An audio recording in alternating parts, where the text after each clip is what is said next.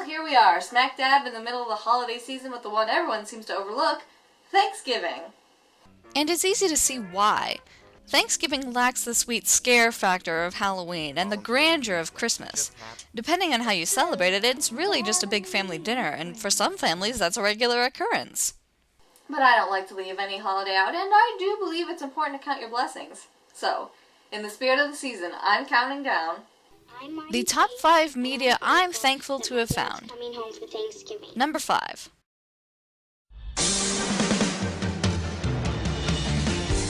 When Pokemania really hit America, I was 10, the perfect age to get swept up in the phenomenon. This was the first franchise I ever loved that had a significant impact on my life as a whole. I was shy and scared as a kid and had real trouble talking to people. Then along came Pokemon, a universe built entirely around collecting, trading, and reaching out to others. In fact, I met the girl who would become my best friend all through high school because she showed up to the first day of 6th grade wearing a Pikachu shirt. I was invited to Pokemon-themed slumber parties and went with friends to see it on the big screen. My sister and I bonded over the games, helping each other get all the cartridge-exclusive creatures. Sure, the show was cheesy beyond reason, but it helped me get out of my shell when I was young, and for that I will always be grateful. You will always be my best friend. Happy Thanksgiving! Number 4. Gobble, gobble.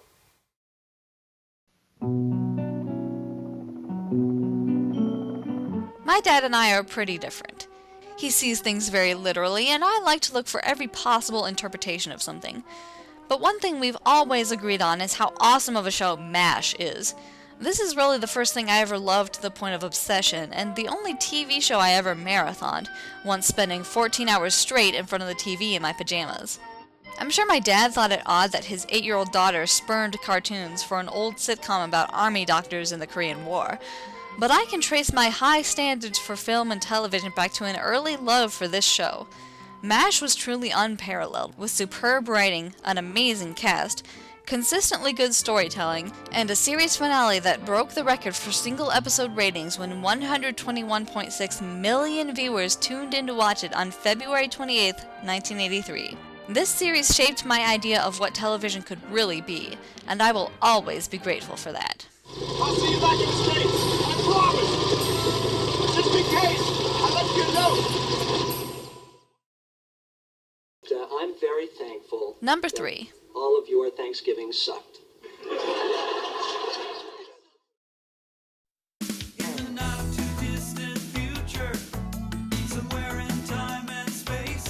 This show has given me the best laughs I have ever had.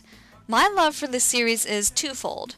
First of all is the simple pleasure of ripping into bad movies. And MST combines high-class humor with the lowest common denominator more flawlessly than anything I've ever seen. The same episode that makes a joke like this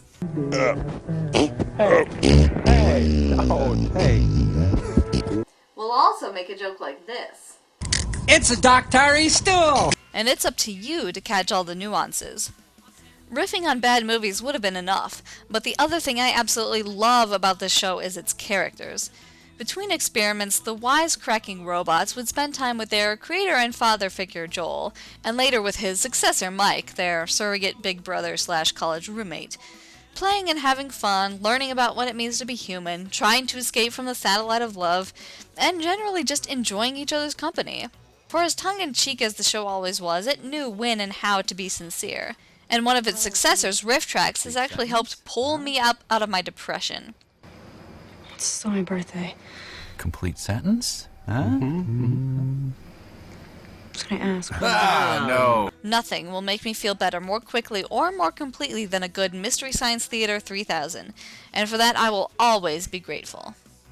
Oh, Mystery Science Theater 3000.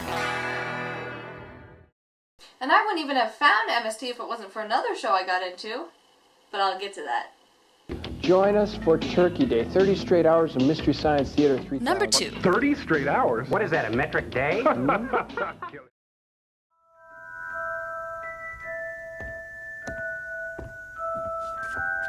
There's no such thing as magic. The year I really got into Pokemon was the same year I picked up my first Harry Potter book. And while my interest in Pokemon died off relatively quickly, For the most part. Harry Potter was a franchise I, along with millions of kids around the world, got to grow up with. I was 10 when I read my first Potter book, and 19 by the time the last one was released. I feel like I don't really need to explain the draw of this series or why it brought me so much joy. Aside from being an incredibly well-written series with a universe structured enough to satisfy any geek, it was a conversation starter. When no one else in my high school wanted to talk about cartoons or animated films, everyone was waiting for the latest installment in the Potter franchise. I was able to spend long hours with my sister theorizing about how the series would end, and my mom still loves watching the movies with me. An awesome podcast called MuggleCast helped me get through my stressful second year of college, and continued to provide news, laughs, and great discussion until just earlier this year. This is one of the biggest franchises in existence, right alongside Star Wars and Lord of the Rings, and yet it can feel very intimate. Friendships and relationships can form out of a mutual love for Harry Potter. I heard that one of the hosts of MuggleCast met his wife at a Potter convention, and I once met someone who said she felt like a fellow Potter fan was someone she could immediately trust. Something as big and as special as Potter doesn't come around very often, and I'm so grateful that I was there to experience it firsthand. But even though we've got a fight ahead of us, we've got one thing that Voldemort doesn't have. Yeah?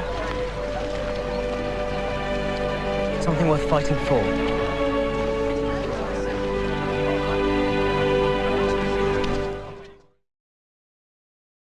And the number one media I'm thankful to have found is... In the spring of 2007, I sat down on a whim to watch an obscure cartoon I'd only ever heard about in passing. I'd initially dismissed it as a cheap spin-off of the Toy Story films, but as an avid Pixar fan, I wanted to give anything even remotely related to what they did a chance. Within a few episodes, I was hooked, and the course of my entire life was redirected.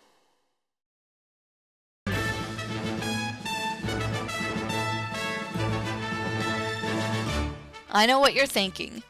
How much of an impact can a cartoon possibly have on someone's life? Well, the spring of 2007 saw not only the beginning of my love for Buzz Lightyear's Star Command, but the end of my first year of college. And by the end of the second year, I would realize that the school I was attending didn't quite have the program I was looking for.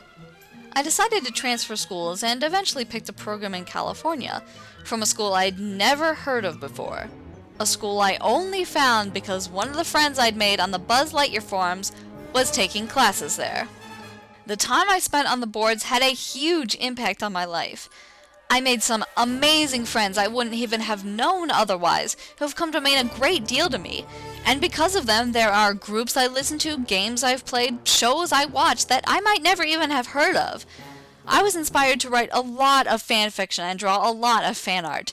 And because of the sheer volume of writing and sketching I was doing, I saw my skills improve tremendously. But most of all, if I had never turned on the Disney Channel that day, I wouldn't have met the friend who told me about the school in California, I might never have moved out west, and the story of my life from 2007 on would look radically different. Every experience I've had, every person I've met, everything I've done and seen since that day might not even have happened. I am a completely different person because of the doors that have been opened and the friends I've made because I watched Buzz Lightyear of Star Command that day. And for that, I will always be grateful. To infinity and beyond! Fantasy worlds can be fun to lose ourselves in, and sometimes they have a huge impact on our lives. Let me know what franchises you're thankful for, and as always, I'm eternally optimistic, wishing you a very happy Thanksgiving. Grateful for each hand we hold, gathered round this table. From far and near we travel home, blessed that we are able.